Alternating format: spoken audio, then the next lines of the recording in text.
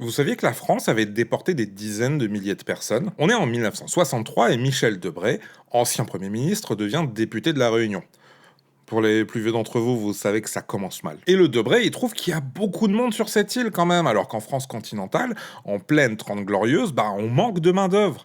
À cette période, on fait déjà venir des travailleurs des anciennes colonies, mais ça suffit pas. Du coup, Debré, il va mettre en place le Bureau pour le développement des migrations intéressant les départements d'outre-mer, ou Bumidum. Et ce Bumidum, il a pour mission de régler le problème de surpopulation dans les départements d'outre-mer, donc.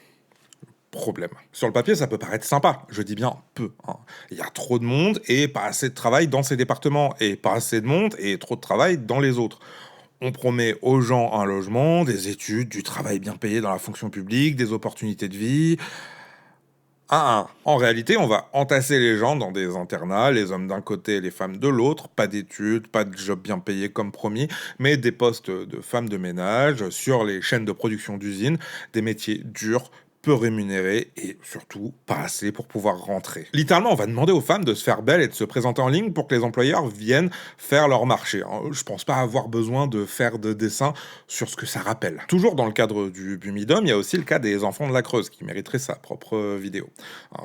Toujours dans cette optique de régler le problème de la surpopulation, surtout à La Réunion, on va tout simplement enlever des enfants pour repeupler les campagnes en France continentale. Majoritairement dans la diagonale du vide, d'où le nom d'enfants de la Creuse. Entre 1963 et 1981, c'est près de 160 000 personnes qui vont être déportées des Antilles et de la Réunion vers l'Europe pour s'occuper des métiers dont personne ne veut et qui manquent de bras. Et tout ça, on en parle uniquement depuis les années 2000 grâce à Jean-Jacques Martial, un réunionnais enlevé à sa famille dans les années 1960 pour être placé dans une famille dans la Creuse. Il a porté plainte contre l'État français pour enlèvement et déportation.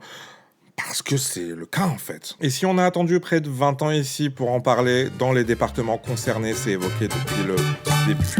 Moi te comprendre la vie Paris, c'était Picard ou c'était Barbès. Moi rester pris devant en déception. Moi paye un bon voyage en avion. Moi vrai, cinéma, moi manger, moi bien vrai, moi dormir, moi lever. Bon c'était français, moi t'es qu'à parler, mais les moi arrivé à Paris. Moi dormi dehors, moi dormi dehors, moi dormi en l'eau. Moi dormi dehors, moi dormi en tout à métro.